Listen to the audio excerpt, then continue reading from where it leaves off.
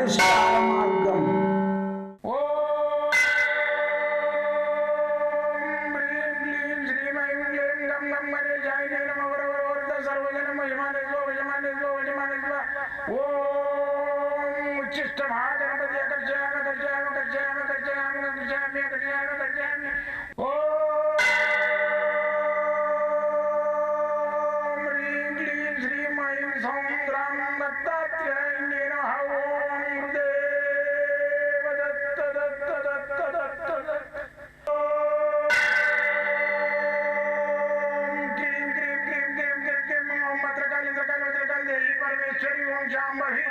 सर्वदिन मोचमाने स्वजमाने स्वजमाने स्वम मत्रकाली मत्रकाली मत्रकाली देवी परमेश्वरी ओम शांभवी अकर्षयामि अकर्षयामि अकर्षयामि अकर्षयामि अकर्षयामि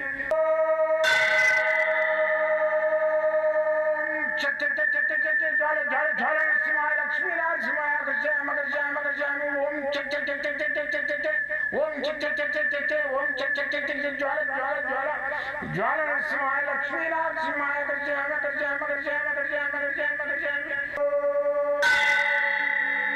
राजाधिराज योगिराज परब्रह्म सद्गुरु सच्चिदानंद साईनाथ महाराज ओम गुरुदेव दत्त दत्त दत्त दत्त दत्त ओम मातृदेवो भव ओम पितृदेवो भव ओम आचार्य देवो भव ओम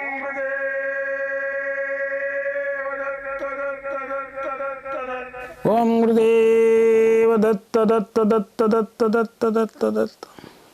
నేను మీ సాయి దత్తానందను, మంత్రతంత్ర యంత్రశాస్త్ర నిపుణుణ్ణి. ఈరోజు ఏంటంటే ఒక ధూపక్రియ గురించి తెలియజేస్తాం. అయితే ఈ ధూపక్రియ ఏంటంటే దయ్యము భూతము చేతబడి వాటిలకు అది పొగలాంటిదే ఏది ఆ క్రియ కూడా. ధూపం కానీ దీపం కానీ ఇటువంటివి అన్నీ పొగలాంటివే. ఆ పొగ ఈ బుల్లు నూనెతో తీసినట్టు పొగతోటి తీసేయాలి. అయితే ఆ పొగ వేసే విధానం చెప్తాం. తయారు చేసుకునేది ఏం చేయాలంటే గోరోజనం, కస్తూరి, జవ్వాజి, కృష్ణాగరు, తగరు, చందనము, ఒట్టివేర్లు, తుంగమోస్తలు, దమనము, నాగకేసరాలు, గ్రంథం చూర్ణము, గంధ పొడిది, గ్రంథ తగరము, జటామైసి, దేవదారు, కడువకోష్టి, కారింగువ, పచ్చకర్పూరము ఇవన్నీ వేయాలన్నమాట. వేసి పొడి తయారు చేసుకోవాలి. కుంకుమ పువ్వు, జాపత్రి, జాజికాయ, రక్తచందనము, నాగసింధూరము, మరొచ్చి మయూరిషికి, పిట్టెకాలు చెట్టు, రాజహంస, రాగిహంస, విష్ణుక్రాంత, సదాపాకు, సరస్వతి ఆకు, తెల్ల జీడి గింజలు, మళ్ళొచ్చి బ్రహ్మదండి, తెల్లగన్నేరు, ఎర్రగన్నేరు, పచ్చగన్నేరు, తెల్ల గురివింద వేరు, మళ్ళొచ్చేసి ఎర్ర గురివింద వేరు, తెల్లవాళ్ళు, రుద్రాక్షలు, కొన్ని మైసాక్షి, లోబాను, ధూపము, లోబాను, ఊదు, ఉత్తరేణి, నల్ల ఉమ్మెంత, గుంటె కలిగర వేరు, మళ్ళా కొన్ని పసుపు కొమ్మలు, పసుపు గవ్వలు, శిలాజిత్తు, భుజపత్రి, పసుపు కొమ్ములు, మేడిజి చెట్టు వేర్లు, రావి చెట్టు వేర్లు, వేప చెట్టు వేర్లు, పనస చెట్టు వేర్లు, జమి చెట్టు వేర్లు, మందారం చెట్టు వేర్లు, అత్తిపత్తి వేర్లు, విష్ణు తులసి, లక్ష్మీ తులసి, కలమంద చెట్టు వేరు, గోరింటాకు చెట్టు వేరు, సలాపాకు చెట్టు వేరు, గులాబీ రెక్కలు, నేల ఉసిరి వేర్లు, చిత్త నక్షత్రంలో తెచ్చిన తాటి చెట్టు వేర్లు,